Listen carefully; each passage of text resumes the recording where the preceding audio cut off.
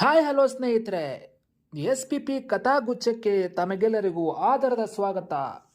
ಇವತ್ತು ಇನ್ನೊಂದು ಕಥೆಯನ್ನು ತೆಗೆದುಕೊಂಡು ನಿಮ್ಮ ಮುಂದೆ ಬಂದಿದ್ದೇನೆ. ಕತೆ ಹೆಸರು ಹೇಡಿ ವೀರನಾದ. ಸ್ನೇಹಿತರೆ, ಟೈಮ್ ವೇಸ್ಟ್ ಮಾಡದೆ ನೇರವಾಗಿ ಕತೆ ಕಡೆ ಹೋಗ್ಬಿಡೋಣ. ಕತೆ ಹೀಗಿದೆ. ಹಿಂದೆ ದೇವಾಪುರದಲ್ಲಿ ಧರ್ಮಪಾಲನೆಂಬ ರಾಜನಿದ್ದನು. ಅವನು ಹೆಸರಿಗೆ ತಕ್ಕಂತೆ ಧರ್ಮಾತ್ಮನಾಗಿದ್ದನು. ಅವನ ರಾಜ್ಯದಲ್ಲಿ ಪ್ರಜೆಗಳೆಲ್ಲರೂ ಸುಖ ಸಂತೋಷದಿಂದಿದ್ದರು. ರಾಜನಿಗೆ ಚಂದಾವತಿ ಎಂಬ ಸುಂದರಳು ಗುಣವತಿಯೂ ಆದ ರಾಣಿ ಇದ್ದಳು. ಅವರಿಗೆ ಒಬ್ಬ ಪುತ್ರ ಜನಿಸಿದ. ರಾಜರಾಣಿಯವರು ಅವನಿಗೆ ಸತ್ಯಪಾಲನೆಂದು ನಾಮಕರಣ ಮಾಡಿ ಪ್ರೀತಿಯಿಂದ ಸಲಹಿ ಸಾಕಿ ಬೆಳೆಸುತ್ತಿದ್ದರು.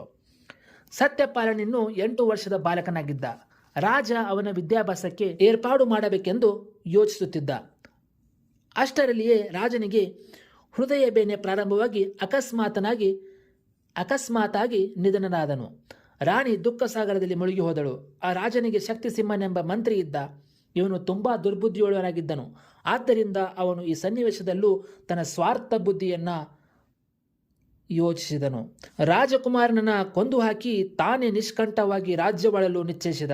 ಇನ್ನು ಮುಂದೆ ತಾನೇ ರಾಜ್ಯನೆಂದು ರಾಜಧಾನಿಯಲ್ಲೆಲ್ಲ ಡಂಗೂರ ಹೊಡಿಸಿದ. ರಾಣಿಗೆ ಶಕ್ತಿಸಿಂಹನ ಮನಸ್ಸಿನ ಕುಬುದ್ಧಿ ಅರಿವಾಯಿತು. ಅವಳು ಕೆಲವು ಬಿಕಸ್ತ ಸೇವಕರ ಸಹಾಯದಿಂದ ರಾಜಕುಮಾರನ ಕರೆದುಕೊಂಡು ಅರಮನೆಯಿಂದ ಹೊರಟು ಹೋದ್ಲು.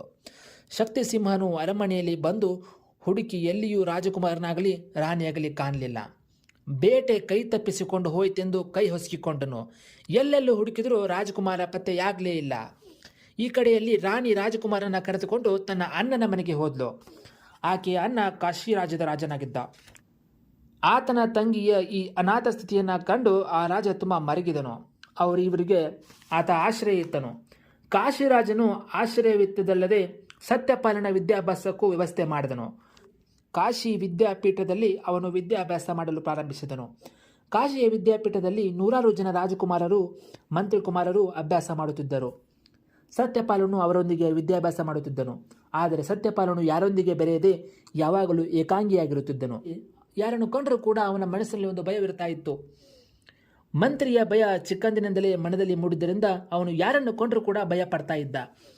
ತಾಯಿ ಅವನಲ್ಲಿ ಧೈರ್ಯ ತುಂಬಲು ಎಷ್ಟೇ ಪ್ರಯತ್ನ ಮಾಡಿದರೂ ಅದೆಲ್ಲ ವ್ಯರ್ಥವಾಗಿತ್ತು. ಇದರಿಂದ ತಾಯಿ ತುಂಬ ದುಃಖಿತರಾಗಿದ್ದಳು. ಧನುರ್ವಿದ್ಯೆಯಲ್ಲಿ ಅವನು ಪೂರ್ಣ ಹಿಂದುಳಿದಿದ್ದ. ಕಾಶಿರಾಜನಿಗೆ ಸತ್ಯವತಿ ಎಂಬ ಮಗಳಿದ್ದಳು. ಆಕೆ ಸುಂದರಳು ಮತ್ತು ಗುಣವಂತಿ ಕೂಡ ಆಗಿದ್ದಳು. ಆಕೆ ಸತ್ಯಪಾಲನೊಂದಿಗೆ ವಿದ್ಯಾಭ್ಯಾಸ ಮಾಡುತ್ತಿದ್ದಳು. ಅವರಿಬ್ಬರು ಒಬ್ಬರನ್ನೊಬ್ಬರು ಪ್ರೀತಿಸುತ್ತಿದ್ದರು. ಆದರೆ ಸತ್ಯಪಾಲನ ಹೇಳಿತನ ಸತ್ಯವತಿಗೆ ಒಂದು ಸಮಸ್ಯೆಯಾಗಿ ಪರಿಣಮಿಸಿತು.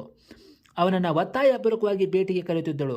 ಅವನಲ್ಲಿ ಧೈರ್ಯ ತುಂಬುತ್ತಿದ್ದಳು. ಆದರೆ ಸತ್ಯಪಾಲನ ಹೇಳಿತನ ಮಾತ್ರ ದೂರವಾಗಲೇ ಇಲ್ಲ. ಒಂದು ದಿನ ಸತ್ಯವತಿ ಸತ್ಯಪಾಲನ ವಿಂಧ್ಯ ಪರ್ವತದ ಕಾಡಿಗೆ ಒತ್ತಾಯ ಮಾಡಿಕೊಂಡು ಕರೆದುಕೊಂಡು ಹೋದ್ಲು. ಇವರು ಕಾಡಿನ ಮಧ್ಯೆ ಹೋಗುವಾಗ ಒಂದು ಹುಲಿ ಇವರ ಮೇಲೆ ಎರಗಿತು.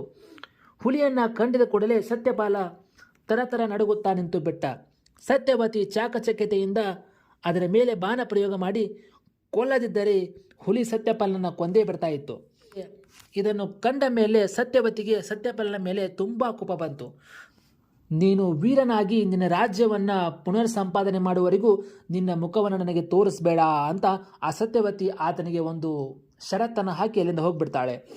ನಮ್ಮ ಅರಮನೆಯಲ್ಲೂ ಕೂಡ ನಿನಗೆ ಪ್ರವೇಶ ಇಲ್ಲ ಅಂತ ಹೇಳಿ ಸತ್ಯಪಾಲನನ್ನ ಕಾಡಿನಲ್ಲಿಯೇ ಬಿಟ್ಟು ಅರಮನೆಗೆ ಹಿಂದಿರುಗಿ ಹೋಗ್ತಾಳೆ.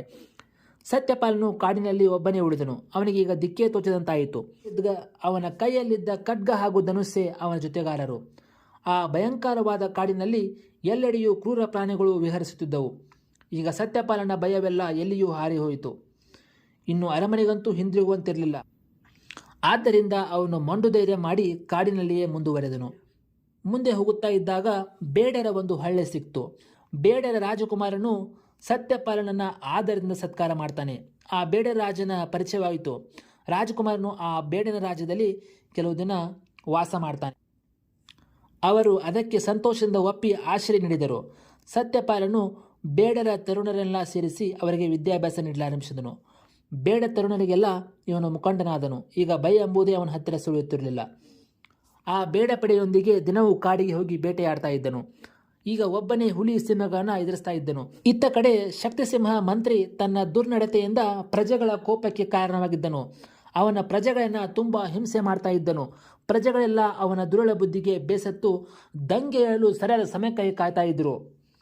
ಅದೇ ಕಾಲದಲ್ಲಿ ಶಕ್ತಿಸಿಂಹ ಸಹಚರರೊಂದಿಗೆ ಸತ್ಯಪಾಲನಿಂದ ಕಾಡಿಗೆ ಸಹ ಭೇಟಿ ಮಾಡಿದನು. ವಿನಾಕಾರಣ ಅಲ್ಲಿನ ಬೇಡರ ಹಳ್ಳಿಯ ಮೇಲೆ ದಾಳಿ ಮಾಡಿ ಲೂಟಿ ಮಾಡಿದನು. ಆ ಸಮಯದಲ್ಲಿ ಬೇಡ ಯುವಕರೆಲ್ಲ ಸತ್ಯಪಾಲನೊಂದಿಗೆ ಪಕ್ಕದ ಕಾಡಿಗೆ ಭೇಟಿ ಹೋಗಿದ್ದರು. ಬಂದು ನೋಡುವಾಗ ತಮ್ಮ ಹಳ್ಳಿಯನ್ನು ಶಕ್ತಿಸಿಂಹ ಲೂಟಿ ಮಾಡಿರುವುದನ್ನು ಸತ್ಯಪಾಲ ಕಾಣ್ತಾನೆ. ಆಗ ಅದನ್ನು ನೋಡುತ್ತಿದ್ದಂತಲೇ ಸತ್ಯಪಾಲನಿಗೆ ರಕ್ತ ಕುದಿಯಲು ಪ್ರಾರಂಭವಾಯಿತು. ಅಲ್ಲಿಯವರೆಗೂ ಆತ ಬೇಡರಿಗೆ ತನ್ನ ನಿಜವಾದ ಮುಖವನ್ನು ಹೇಳಿಕೊಂಡಿರಲಿಲ್ಲ. ಇಂದು ಅವನು ಬೇಡರ ರಾಜನಿಗೆ ತನ್ನ ನಿಜವಾದ ಪರಿಚಯವನ್ನು ಹೇಳಿದನಲ್ಲದೆ ತನ್ನ ರಾಜ್ಯವನ್ನು ಶಕ್ತಿಸಿಂಹನಿಂದ ಬಿಡಿಸಿಕೊಳ್ಳಲು ಸಹಾಯ ಮಾಡಬೇಕೆಂದು ಕೇಳಿಕೊಂಡ. ಬೇಡರಾಜನು ಶಕ್ತಿಸಿಂಹನೊಂದಿಗೆ ಸೇಡು ತೀರಿಸಿಕೊಳ್ಳಲು ಸಿದ್ಧರಾದರು. ಬೇಡರಾಜರು ಕೂಡ ಶಕ್ತಿಸಿಂಹನೊಂದಿಗೆ ಕೂಡಿಕೊಂಡು ಆ ಶಕ್ತಿಸಿಂಹನ ಮೇಲೆ ಸೇಡು ತೀರಿಸಿಕೊಳ್ಳಲು ಸಿದ್ಧರಾದರು. ಬೇಡರ ಯುವಕರು ಸತ್ಯಪಾಲನಿಗಾಗಿ ಪ್ರಾಣ ಕೊಡಲೇ ಸಿದ್ಧರಾಗಿ ಬಿಟ್ಟರು. ಸತ್ಯಪಾಲ ಅವರನ್ನೆಲ್ಲ ಸೇರಿಸಿಕೊಂಡು ಒಂದು ದೊಡ್ಡ ಸೇನೆಯನ್ನೇ ನಿರ್ಮಿಸಿಬಿಟ್ಟನು. ಪ್ರಜೆಗಳು ಸತ್ಯಪಾಲನು ಬದುಕಿದ್ದಾನೆ ಎಂಬ ವಿಷಯ ತಿಳಿದಾಗಲೇ ಅವರೆಲ್ಲರೂ ಅವನಿಗೆ ಬೆಂಬಲರಾಗಿ ಸಿದ್ಧರಾದರು. ಇತ್ತ ಪ್ರಜೆಗಳು ಕೂಡ ಯಾವಾಗ ಸತ್ಯಪಾಲ ಬದುಕಿದ್ದಾನೆ ಎಂಬ ವಿಷಯ ತಿಳಿಯುತ್ತದೆ ಆತನಿಗೆ ನಾವು ಪ್ರಾಣ ಕೊಡುತ್ತೇವೆ ಎಂದುಕೊಂಡು ಆತರು ಅಲ್ಲಿರುವ ಪ್ರಜೆಗಳೆಲ್ಲ ಕೂಡ ಸತ್ಯಪಾಲನನ್ನು ಸೇರಿಕೊಂಡರು. ಸತ್ಯಪಾಲನು ತನ್ನ ಬೇಡ ಪಡೆಯೊಂದಿಗೆ ಹೋಗಿ ದೇವಾಪುರದ ಮೇಲೆ ದಾಳಿ ಮಾಡಿದನು. ಪ್ರಜೆಗಳ ಬೆಂಬಲವಿದ್ದುದರಿಂದ ಅವನಿಗೆ ಜಯವಾಗಲು ಕಷ್ಟವೇನಾಗಲಿಲ್ಲ. ಯುದ್ಧದಲ್ಲಿ ಶಕ್ತಿಸಿಂಹ ಮತ್ತು ಅವನ ಸಂಗಡಿಗರು ಹತರಾದರು. ಸತ್ಯಪಾಲನು ರಾಜನಾದ ಮೇಲೆ ಸತ್ಯಪಾಲನು ಕಾಡಿಗೆ ಹೋಗಿ ತಾಯಿಯನ್ನು ಮತ್ತು ಪ್ರೇಯಸಿ ಸತ್ಯವತಿಯನ್ನು ಕರೆದುಕೊಂಡು ಬಂದು ಭರ್ಜರಿಯಾಗಿ ವಿವಾಹ ಮಾಡಿಕೊಂಡರು. ಸ್ನೇಹಿತರೆ, ಈ ಒಂದು ಕಥೆಯ ಮೂಲಕ ನಾವು ನೀವೆಲ್ಲರೂ ತಿಳಿದುಕೊಳ್ಳಬೇಕಾದ ವಿಷಯ ಏನಂದರೆ, ಯಾವ ಮನುಷ್ಯ ಕೂಡ ಇಲ್ಲಿ ಹೇಡಿಯಲ್ಲ, ಯಾವ ಮನುಷ್ಯ ಕೂಡ ಇಲ್ಲಿ ವೀರನಲ್ಲ. ನೋಡಿ, ಒಂದು ಪ್ರಸಂಗ, ಜೀವನದಲ್ಲಿ ಒಂದು ಪ್ರಸಂಗ ಬಂದ ಮೇಲೆ ಆ ಪ್ರಸಂಗನೇ ಆತನನ್ನು ಏನು ಬೇಕಾದರೂ ಮಾಡಬಲ್ಲದು ಅಂತ.